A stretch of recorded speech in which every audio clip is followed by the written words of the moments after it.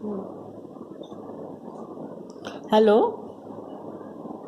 10th class के बच्चे नमस्कार।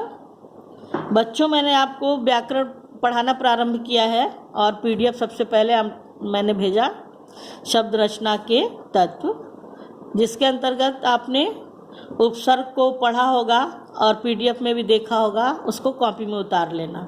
आज मैं उसी श्रृंखला में आगे बढ़ते हुए प्रत्यय आपको बताऊंगी। ये प्रत्यय जो है आपके पाठ्यक्रम में कौन कौन से आते हैं ये लिखा हुआ है। आई, त्व, ता, पन, वा, हट, वट। यही 1 2 3 4 5 6 7 प्रत्यय निर्धारित हैं जो आपको परीक्षा में पूछे जाएंगे।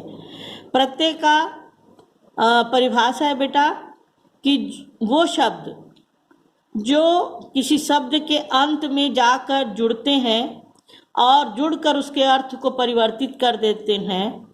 जैसे मीठा, आप जानते हो शब्द है और इसमें आई प्रत्यय लगा दिया तो ये प्रत्यय जोड़कर वो शब्द बन जाता है मिठाई। तो प्रत्यय वे शब्दांश होते हैं, यानी शब्दों के अंश होते हैं जो किसी भी शब्द के बाद में जुड़कर उसके अर्थ में परिवर्तन कर देते हैं।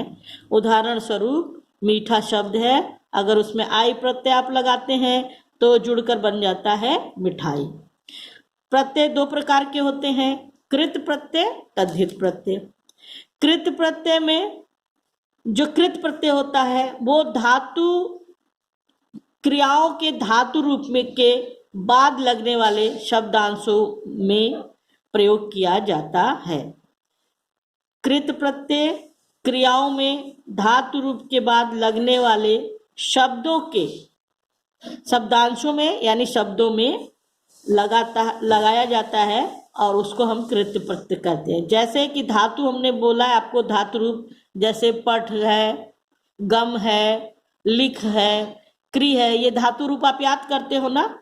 तो ऐसे धातु रूप के शब्दों में जब लगता है ये प्रत्यय तो उसे हम कृत प्रत्यय करते हैं। जैसे पठ धातु है, पठ धातु में आई आपने लगाया तो ये हो गया पढ़ाई। इन प्रत्ययों को जोड़कर संज्ञा भी बनता है, विशेषण और अव्यय शब्दों की भी रचना की जाती है। दूसरा प्रत्यय आप देखिए, धातु के अतिरिक्त यह प्रत्यय तद्धित प्रत्यय संज्ञा, सर्वनाम, विशेषण आदि शब्दों में जुड़कर नवीन शब्दों की रचना करने वाले को तद्धित प्रत्यय कहते हैं। जैसे भला शब्द में आई जुड़ जाए तो जोड़कर भलाई शब्द बनता है।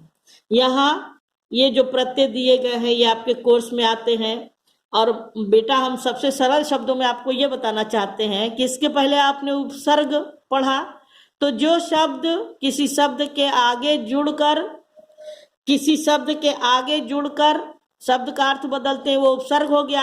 उसी के उल्टा आप तुम प्रत्यय पढ़ रहे हो, जो शब्द किसी शब्द के पीछे जुड़कर उस शब्द का अर्थ बदल दें उसको हम प्रत्यय कहते हैं। जैसे आप में आई है तो आई कह दिया गया कि आप आई प्रत्यय लगाकर शब्द बनाइए, तो आई से भला में लगाया भलाई, पढ़ में लगाया पढ़ाई, है ना। तो मीठे में लगाया मिठाई। तो ये शब्द आप इजी वे में बना सकते हो। उसी तरह दूसरा शब्द है वट, दूसरा प्रत्यय है वट। देखिए बनावट, सजावट, लिखावट, है ना। इस प्रकार के शब्द आप बनाएं। हट, तीसरा प्रत्यय हट, शब्दों को पीछे लगा है। घबराहट, घबराना, उसके बाद हट लगाया, घबराहट, बुलाहट, अकुलाहट। ता शब्द लगा के सुंदरता बना सकते हो, देखिए लगा हुआ है। महान शब्द है उसमें ता लगा दीजिए, महानता हो जाता है प्रत्यय। मधुर शब्द है उसमें ता लगाइए, मधुरता हो जाता है।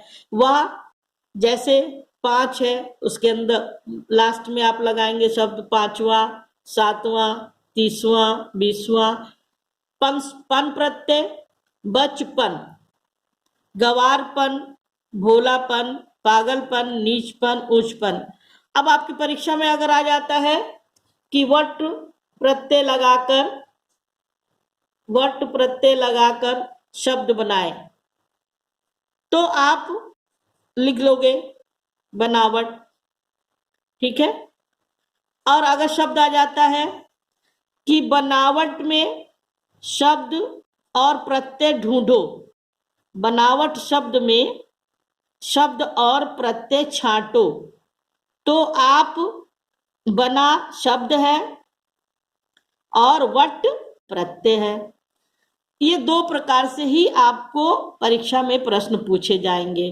जैसे मिठाई शब्द में शब्द और प्रत्यय ढूंढो, अलग करो, मीठा शब्द है और आई ये प्रत्यय है।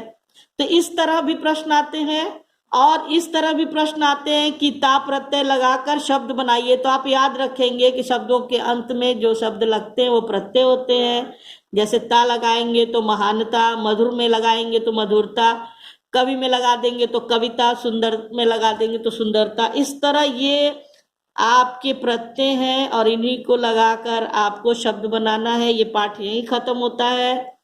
जल्दी में आपको फिर से याद रखना है, जो शब्द के पहले लगता है वो उपसर्ग होता है, जो शब्द के बाद में लगता है वो प्रत्यय होता है। तो आज बस बच्चों इतना ही। कल मैं आपको समास के बारे में विस्तृत जानकारी दूंगी। धन्यवाद। देखो कितना मिनट का हुआ भाई।